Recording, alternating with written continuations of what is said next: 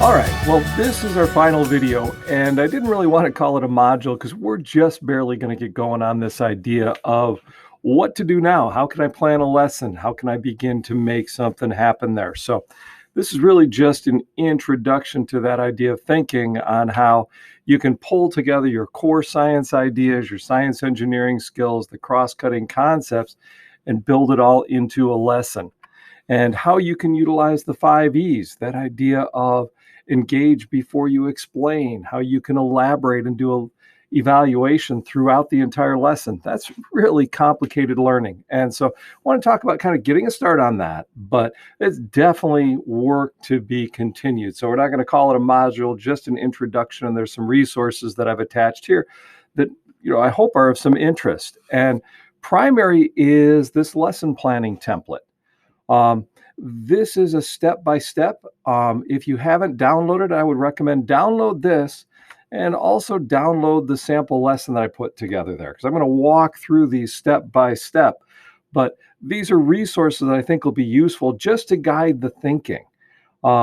Kind of like when we start out, ultimately, you're not going to be using these all the time. This is a really formal system, but hopefully it's helpful to kind of guide the thinking and say, oh, what could I do to make it happen? Because really it's that first step that's most important. And so this is just kind of an overview. I'm not going to try to read every single piece of it, but just explain what the thinking is on each element of this template.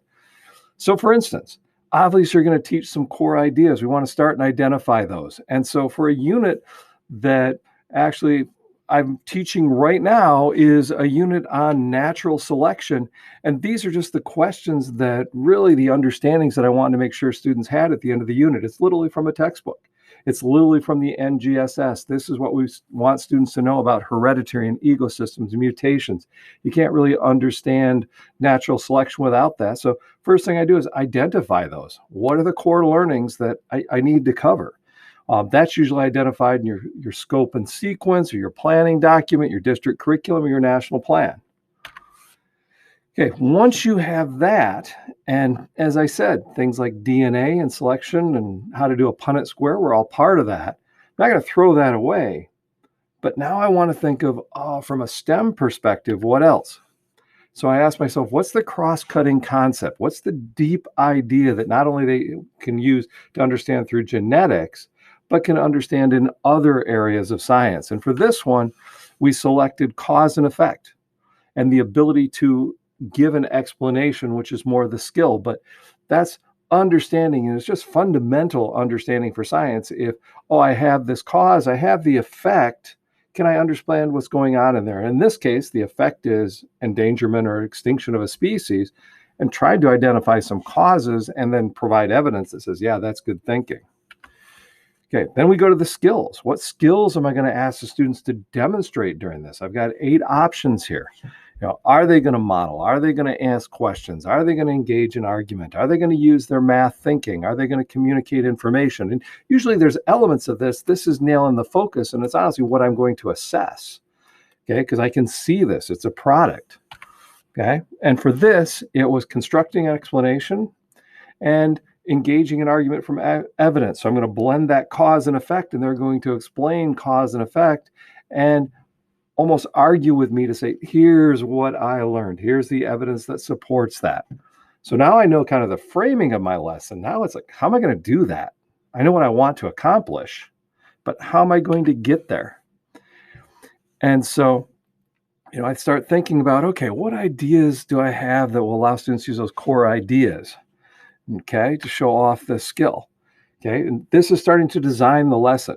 So what we decided for this lesson is choice is really important. So we're going to have students choose an endangered species of their choice, identify 3 main ideas through research about why it's struggling, and be able to write a clear paragraph that uses the concepts of natural selection to explain that cause and effect relationship. Okay, you can see how that's what they need to be able to do. It's not just knowing what natural selection is. If they don't deeply understand it, and at least this one species, they can't do this. So that's my goal. That's actually my final assessment. In Russian, that'd be my kontrolnaya. That's my final exam for this unit, is can they do this? Okay. Then I start thinking, okay, what's going to get them interested in this? Because now I'm starting to go and say, hey, I got to sell this. I can't, oh, great, we're going to study natural selection. Eyes will roll back in their head. So we started thinking about ways we could do this. And we decided on some ideas like dog breeds. Everyone understands dog breeds. We got a lot of dog lovers. Can they understand how these dog breeds came to be? They already know something about it. It's artificial selection, but then we could move from that to natural selection. We're going to leverage that interest. Everybody, as they've been growing up, they've been hearing about saving the rhinos and saving the dolphins and saving all those. We're going to let them pick one that they care about. So we have a natural connection. Okay. And then we've got some simulations. Those are great examples of hooking kids. Let them do something with their hands. Let them see natural selection. The idea of putting white and gray chips to simulate a mouse population. They got to go in quickly and be the predator.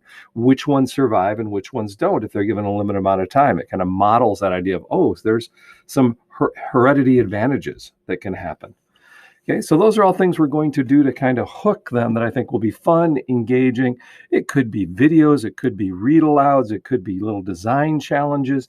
Put some other examples in there. I use read alouds quite a bit for this, just to spur the conversation and get them asking questions and thinking. Notice it's all that happens either at the same time I'm explaining or often beforehand.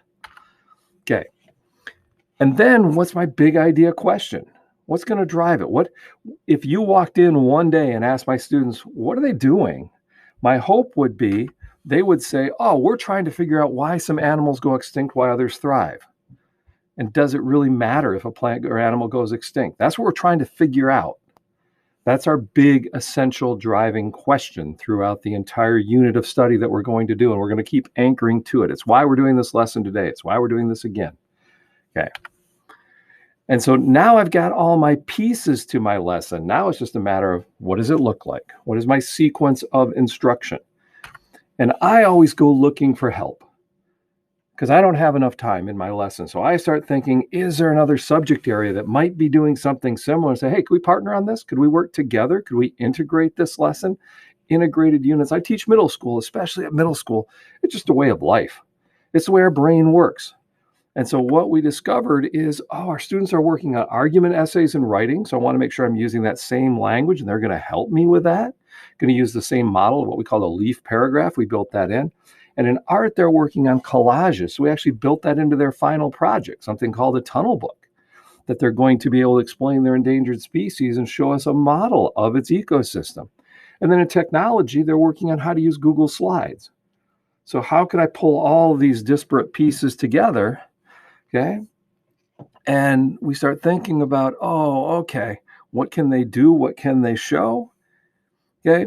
And we came up with this model. Throughout, they're going to build models of their food web. They're going to do that selection, that simulation. Okay. They're going to do some guided worksheets. We do things that look very normal. Okay. We also do some things, and the sequencing is often a little different. So you can look at that and see what we did.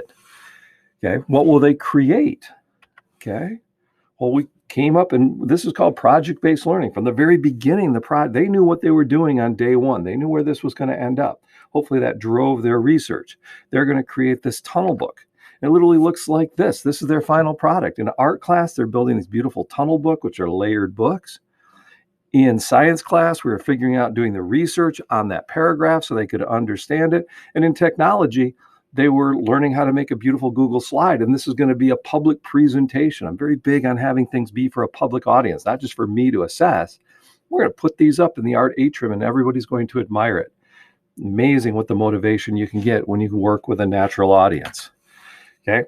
And here, my final little section of the template. What haven't I got figured out yet? Okay. Especially at the beginning. Okay, you can see there are questions, and it's always seeming like, what am I going to do with my high flyers who are done in like that? What am I going to do with the kids who really struggle, who can't write a complete paragraph? How am I going to assess that? What if they pick a weird species and can't find anything? All those are things that's our job to kind of knock down those barriers and make it work for kids. Okay, so that's an example of how I might use this planning document to start to implement all those ideas that we talked about, the lesson planning, that. And again, I say, boy, I've done many units that I would not brag to you about. The products were awful, but you know what? Every time I learn something, it's a design cycle. Okay. And so that journey that you're on to become a STEM teacher begins with this first step. Go out and give it a try. Pick that unit that's coming down the road and say, I'm going to try this little step and try to modify and engage through the cross-cutting concepts, through a particular skill, or by integration. Any one of those is a great first step. Okay. And as you're giving it a try, I'd love to hear from you. Okay, go ahead. There's my email address of the consulting business that I run, stemforlearning@gmail.com. Drop me a note, share some lessons. Really looking forward to working with folks and hearing if this is helpful, because I hope it is. All right. Well, thanks for joining us, and I really appreciate it. It's been a pleasure. Thanks for working all the way to the end of the class.